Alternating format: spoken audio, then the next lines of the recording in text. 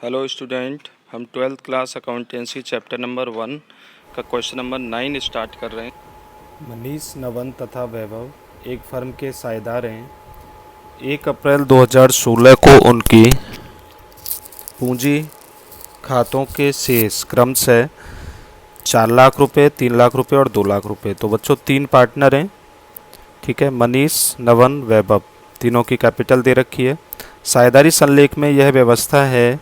First point, वैभव को 40,000 रुपये वेतन से प्रतिवर्ष जमा किया जाएगा, ठीक है। सैलरी है वैभव के लिए, सबसे पहले ये देखेंगे, P&L एप्रोप्रिएशन के DR साइड में लिखेंगे। अब यहाँ पॉइंट नंबर 2 से ध्यान देना है।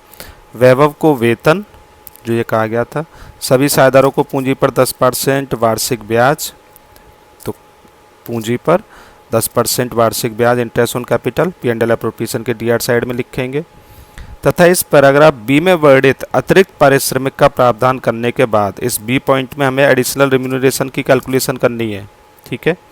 और उसकी पेमेंट करने के बाद वैभव 35,000 रुपये वार्षिक अधिक समस्त लाभ पर 10% का अधिकारी होगा, ठीक है जी। ये रिम्यूनरेशन है 10%। सी पॉइंट है, ए, बी एवं सी, यानी कि खुद सी पॉइंट में वर्णित समस्त राशियों को चार्ज करने के बाद बचे हुए लाभ का 1/3 भाग नवन को मिलेगा, ठीक है जी। शेष लाभों को मनीष तथा वैभव में 4:1 के अनुपात में बांटा जाएगा। लास्ट में प्रॉफिट को बांट देंगे। 31 मार्च 2017 को समाप्त हुए वर्ष के लिए उपरोक्त का प्रावधान करने से पहले लाभ 3,30,000, ये पार्टनरों का प्रॉफिट दे रखा है 3,30,000, सॉरी फर्म का प्रॉफिट 3,30,000 रुपये। P&L एप्रोप्रिएशन के CR साइड में लिखेंगे सबसे पहले। 31 मार्च 2017 को समाप्त होने वाले वर्ष के लिए आपको लाभ हानि नियोजन खाता तथा साझेदारों के पूंजी खाते बनाने और वर्ष भर में मनीष, नवन तथा वैभव के व्यक्तिगत उपयोग के लिए क्रमशः 20,000, 15,000, 10,000 रुपये का आहरण भी किया गया है। तो ठीक है, हम इसमें पार्टनर के लिए इसमें हम सबसे पहले P&L एप्रोप्रिएशन बनाएंगे, उसके बाद आगे की कहानी कंप्लीट कर लेंगे।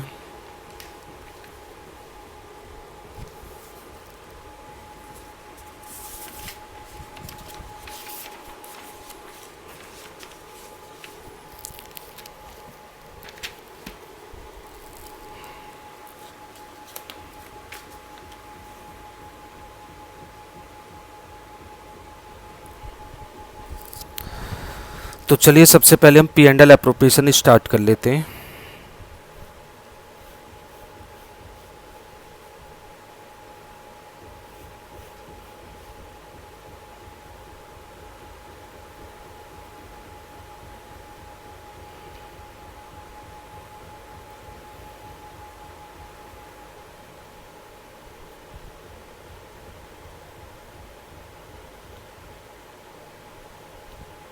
P&L एप्रोप्रिएशन अकाउंट,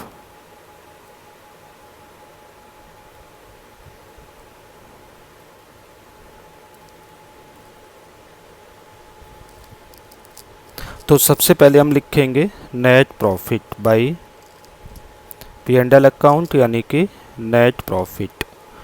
और ये दे रखा है क्वेश्चन में 3,30,000। चेक कीजिए, ए पॉइंट में कहा गया है सैलरी दी जा रही है किसके लिए, वैभव के लिए। टू सैलरी टू वैभव, वी लिख दिया मैंने यहाँ पे, आप पूरा लिखोगे। तो वैभव को 40,000 रुपये, 40,000 रुपये सैलरी दी जाती है, वो हमने यहाँ पे नोट कर दी, ठीक है। इसके बाद बी पॉइंट में कहा गया है साझेदारों को वेतन और पूंजी पर 10% वार्षिक ब्याज, तो इंटरेस्ट ऑन कैपिटल हो गई, इसे भी DR साइड में लिखेंगे, इंटरेस्ट ऑन कैपिटल। मनीष, नवन और वैभव, इन्होंने कैपिटल लगा रखी है, पहली लाइन में दे रखी है 4 लाख, 3 लाख और 2 लाख, जिसका 10% इंटरेस्ट निकाल लिया जाएगा, यानी कि 40,000, 30,000 और 20,000, ठीक है, 90,000 रुपये। इसके बाद चेक कीजिए बी पॉइंट में, अब ध्यान देना बी पॉइंट पर, वैभव को वेतन, तो हमने वैभव को वेतन दे दिया, ये सैलरी टू बी 40,000 रुपये। सभी साझेदारों को पूंजी पर 10% वार्षिक ब्याज, पूंजी पर 10% वार्षिक ब्याज हो गया, तथा इस पैराग्राफ बी में वर्णित अतिरिक्त पारिश्रमिक का प्रावधान, एडिशनल रिम्यूनरेशन दिया जा रहा है वैभव के लिए टू एडिशनल रिम्यूनरेशन टू वैभव, वैभव के लिए एडिशनल रिम्यूनरेशन दिया जा रहा है। ठीक है,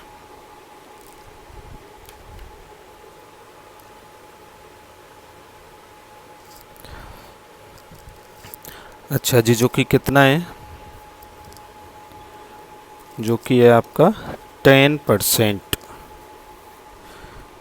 लेकिन ये 10% तो बाद में कैलकुलेट होगा, और ये 10% किसका है, तो आपसे कहा गया है कि साझेदारों को वेतन देने के बाद, यानी कि प्रॉफिट है 3,30,000, जिसमें से 40,000 रुपये सैलरी दे दी, 90,000 रुपये इंटरेस्ट ऑन कैपिटल दे देंगे, एडिशनल रिम्यूनरेशन भी दे देंगे।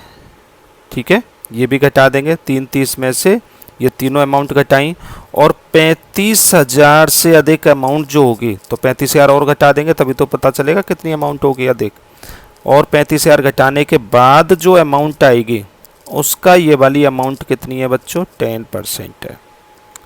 ये इस पॉइंट में जो कहा गया है लैंग्वेज के अकॉर्डिंग, तो ये समझना बहुत ज़रूरी है। देखिए मैं फिर से समझाता हूँ, पॉइंट नंबर 2 में क्या कहा गया है। एडिशनल रिम्यूनरेशन जो दिया जा रहा है वैभव को, वो दिया जा रहा है साझेदारों को वेतन, पूंजी पर ब्याज, और इस पैराग्राफ बी में वर्णित अतिरिक्त पारिश्रमिक को देने के बाद जो 35,000 से अधिक की अमाउंट होगी लाभ की, उसका 10%। तो 330 में से 40,000, 90,000, 130 माइनस करेंगे, 2 लाख बचे। 2 लाख में से ये अमाउंट माइनस नहीं हुई, अभी है ही नहीं ये अमाउंट हमारे पास, इसका मतलब 2 लाख में 10% जुड़ा हुआ है, और 35,000 घटा देंगे, तो 2 लाख में से 35,000 घटाया, 1,65,000 बचा। अब 1,65,000 में कितना जुड़ा हुआ है बच्चों, 10% जुड़ा हुआ है। अच्छा जी, तो 1,65,000 में 10% जुड़ा हुआ है। नॉर्मली 100% संख्या होती है, लेकिन अब इसमें 10% और जुड़ा हुआ है, ये घटा थोड़ी ना है, तो इसका मतलब ये कितने परसेंट के बराबर हुआ, 110% के बराबर। तो बताइए 10% का हिस्सा कितना। ठीक है, समझ में आई बात। पॉइंट नंबर बी में कहा गया है साझेदारों को वेतन, वैभव को वेतन, पूंजी पर 10% वार्षिक ब्याज, और इस पैराग्राफ बी में वर्णित अतिरिक्त पारिश्रमिक वैभव को देने के बाद जो लाभ बचा है उसका 35,000 से अधिक जो लाभ है उसका कितना है, ये 10% है। तो इसका मतलब 330 में से 1, 2, 3, 4 अमाउंट घटाने के बाद जो अमाउंट आएगी उसका 10% है ये। अब ये अमाउंट तो हम घटा ही नहीं सकते क्योंकि यही तो निकालनी है। तो 330 में से 40 और 90, 31 माइनस किया, और 35 माइनस किया 35,000। तो अब जो संख्या बची 1,65,000, उसमें से चेक करो कि हमने ये संख्या घटाई, नहीं घटाई। तो इसका मतलब 1,65,000 जो यहाँ पे बचे वो कितने परसेंट के बराबर है, 110, क्योंकि 10% उसमें जुड़ा हुआ है। तो बताओ 10% कितना हो जाएगा। ठीक है, अब ये कितना आ गया कैलकुलेट करके,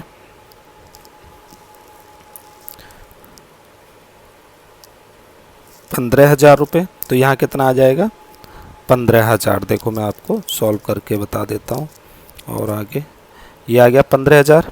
अब अभी कहा था ना लैंग्वेज के हिसाब से, 330 में से 40 और 90, 31 माइनस कर दें, 2 लाख बचा। 2 लाख में से 15,000 माइनस कर दिया तो हमारा 1,85,000 बचा। 1,85 में से 35,000 माइनस कर दिया, 1,85 में से 35,000 माइनस कर देंगे तो 1,50,000 बचा। 1,50 का 10% 15,000 आ रहा है कि नहीं आ रहा है। ठीक है, सभी को घटाने के बाद जो संख्या आएगी उसका 10% है। लेकिन प्रॉब्लम ये आ गई कि ये संख्या तो हमारे पास है ही नहीं और यही निकालनी है। तो इसका मतलब ये लेस करके उसमें 10% घटानी है, तो इसका मतलब 10% जुड़ा हुआ है, तो 110% के बराबर है। तो बताइए 10% कितना हो जाएगा। क्लियर हुआ बच्चों? चलिए मैं इसे इरेज कर देता हूँ, मैंने समझाने के लिए बताया था।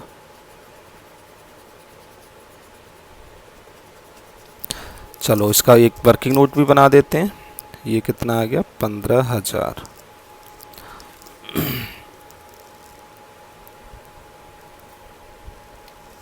कैलकुलेशन ऑफ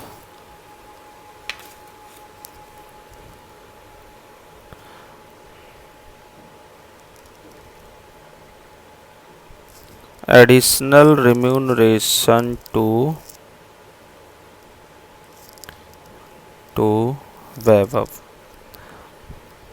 3,30,000 रुपये प्रॉफिट था, जिसमें से 3,30,000 में से हम माइनस करेंगे 40,000 माइनस 90,000 माइनस 15,000, सॉरी 15,000 तो बाद में आया कैलकुलेट करके, ठीक है। तो 33 माइनस 40 माइनस 90 और माइनस 10%, जो कि माइनस तो होगा नहीं 10%। अच्छा, और माइनस किया 35,000, तो हमारा बचा 1,65,000, जिसमें 10% जुड़ा हुआ है, यानी कि 110 के बराबर है। तो बताइए 10% कितना होगा। ठीक है बच्चों, चलिए इसके बाद अभी हमें और भी कैलकुलेशन कंप्लीट करनी है। रिम्यूनरेशन हो गया। अब हम प्रॉफिट को बांटेंगे to partner capital account. Profit को बांटने के लिए ये तो लिखते हैं, बैलेंस का जो प्रॉफिट बचेगा उसको बांटने के लिए।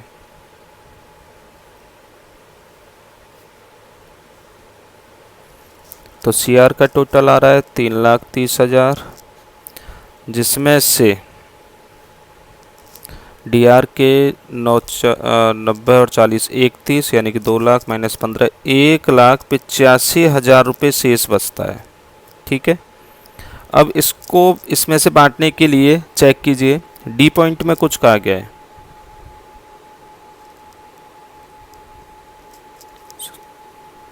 डी से पहले सी पॉइंट में ए, बी एवं सी में बड़े समस्त राशियों को चार्ज करने के बाद बचे हुए लाभ का 1/3 भाग नवन को मिलेगा। अच्छा जी, यानी कि खुद ये सी पॉइंट इसमें से भी घटा रखा है, यानी कि ए पॉइंट ये हो गया, ए पॉइंट घटाने के बाद बी पॉइंट में ये दो कैलकुलेशन थी, दोनों को घटाने के बाद जो अमाउंट बची हुई है, तो बची हुई तो 1,85 है। ठीक है, बची हुई जो अमाउंट है इसमें से सी पॉइंट में जो हम कैलकुलेशन कर रहे हैं, और सी पॉइंट में किसकी कैलकुलेशन कर रहे हैं, तो सी पॉइंट में हम कैलकुलेशन कर रहे हैं नवन को प्रॉफिट की। ये मनीष, ये नवन, ये वैभव। तो हम नवन को प्रॉफिट अब कितना देंगे, सी पॉइंट में ये कहा गया है, तो उसके लिए कहा गया है कि ए पॉइंट, बी पॉइंट और खुद सी पॉइंट को घटाने के बाद वाली संख्या, तो 3,30 में से 40, 90, 15 और ये खुद संख्या घटाने के बाद वाली संख्या का 1/3 है। अब ये वाली संख्या घटाने के बाद तो संख्या पता नहीं, क्योंकि ये संख्या नहीं है हमारे पास, तो घटाने के बाद वाली संख्या नहीं पता, लेकिन इसको घटाने से पहले वाली संख्या हमें पता है कि भाई 3,30 में से 40, 90, 15 घटा दें तो 1,85 बचा। अब ये नहीं घट रही क्योंकि ये संख्या है नहीं, और इसे घटाने के बाद वाली संख्या का 1/3 है, तो ये नहीं घट रही है। तो इसे घटाने से पहले वाली संख्या कितनी है, 1,85। तो ध्यान रखना है, घटाने के बाद वाली संख्या का अगर 1/3 है तो घटाने से, इस संख्या को घटाने से पहले वाली संख्या का कितना होगा, 1/4। ठीक है बच्चों, ये आ गया आपका 46,250। इसके बाद अब अगला पॉइंट कहा गया है, पॉइंट नंबर डी, शेष लाभों को मनीष और वैभव में 4:1 के अनुपात में बांटा जाएगा। तो शेष लाभ देख लेते हैं, 1,85 में से 46,250 और माइनस कर देंगे। मैं यहीं साइड में माइनस कर देता हूँ, 1,85 माइनस 46,250, 1 4 1 7 और 8 15, 1 4 और 1 5 और 3 8, ये आ गया 1,38,750। अब ये 1,38,750 दोनों पार्टनरों में 4:1 के अनुपात में बांट देंगे। 1,38,750 इंटू 1/5, ठीक है। ये आ जाएगा पूरा 1,11,000 और ये आ जाएगा आपका 27,750 रुपये, ठीक है बच्चों। तो इस तरीके से P and L appropriation complete. तो ध्यान रखना है, मैं हाईलाइट कर देता हूँ कि एक तो ये वाली जो कैलकुलेशन है,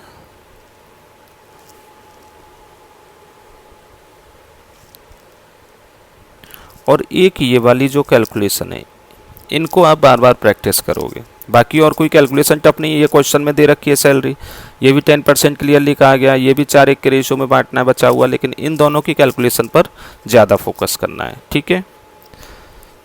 चलिए इसके बाद इसमें और क्या बनवाया, पार्टनर कैपिटल अकाउंट। तो हम बना लेते हैं पार्टनर कैपिटल अकाउंट। तो बच्चों कितने पार्टनर हैं, 3 पार्टनर हैं ना।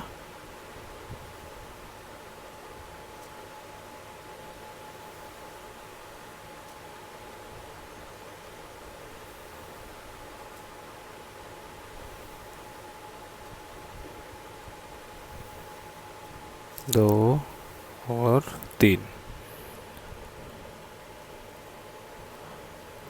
पार्टनर कैपिटल अकाउंट, और आपके 3 पार्टनर हैं MNV, मनीष, नवन और वैभव। आप एग्जाम में पूरा लिखना, ठीक है।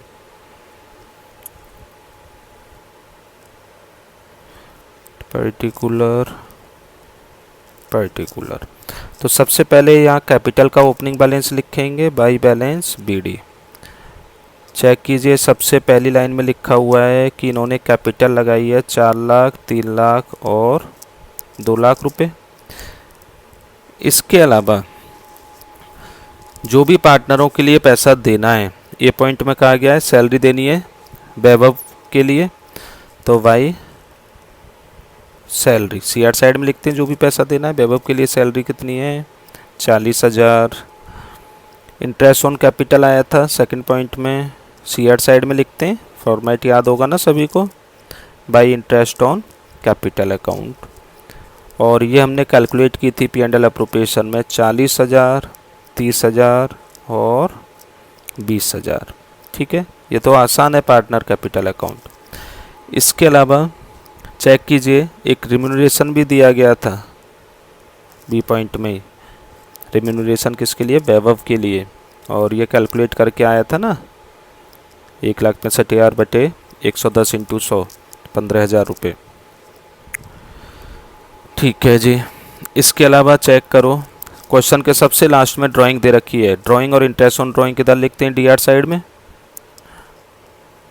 To drawing. और ये दे रखी है आपकी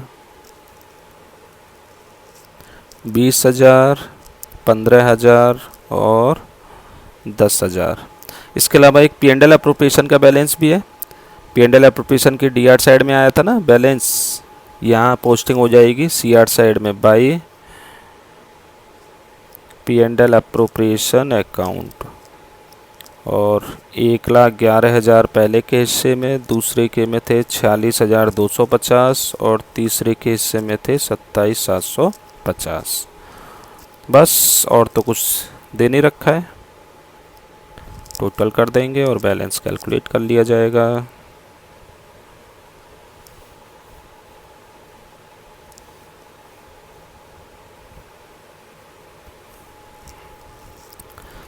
तो इसका टोटल आ रहा है 5,51,51,000, ठीक है।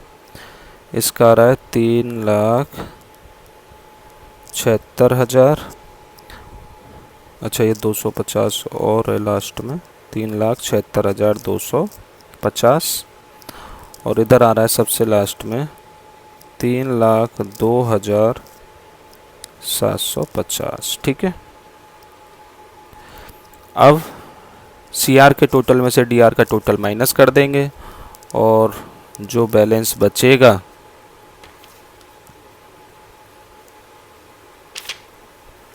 वो 2